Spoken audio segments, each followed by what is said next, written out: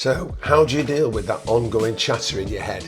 Well, that's what we're going to talk about today on The Empowered Entrepreneur. So, I'm chatting with a client the other day whose business is absolutely crushing it. He's seeing great numbers, he's got a really strong team, and he's also witnessing amazing growth. But during our conversation, he shared with me he was having moments of real anxiety. Now, I wanted to make a video about this because the feeling of real anxiety in the midst of what most people would call obvious success is more common than you think. So what sparked this revelation from the client? Well, it started with an unscheduled call I got from him. And after we'd completed the usual corporate pleasantries, he made an admission. He said everything's going well, invoices are flying out, payments are coming in, clients are happy, and the team are really motivated. And yet he was having real moments of panic, with that constant chatter in his head saying, what if it all crashes? What if I can't keep going? What if I mess it up?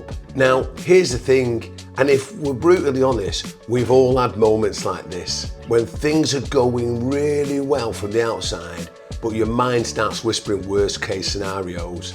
And it's at this point I shared with him something I'd heard years ago, and it's a quote from the Stoic philosopher Seneca. We suffer more often in imagination than in reality. Now, our minds are incredible at projecting imaginary threats, and while some people use these thoughts as a survival mechanism, for some business leaders it can morph into anxiety, self-doubt, even sabotage. You see, my client wasn't reacting to something that was real.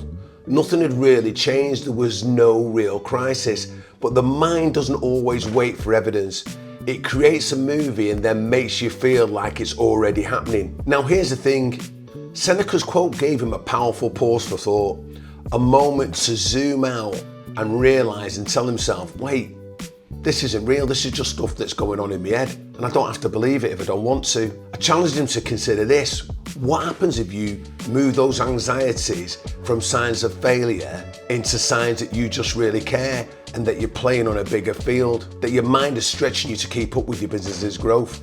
And instead of reacting to fear, what if you recognised it as imagination and came back to reality? The new reality could be you're making great progress, your team's solid, and you're absolutely smashing it.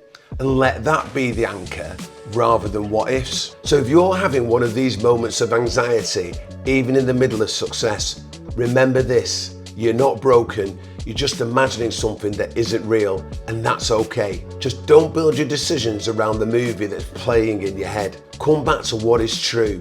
Ground yourself in what is, not what might be. And if you want help navigating these moments, that's what I'm here for as a scale-up coach. Because I don't just scale businesses, I steady the people building them. If you find this video resonated, give us a like, or better still, subscribe, and I'll see you soon.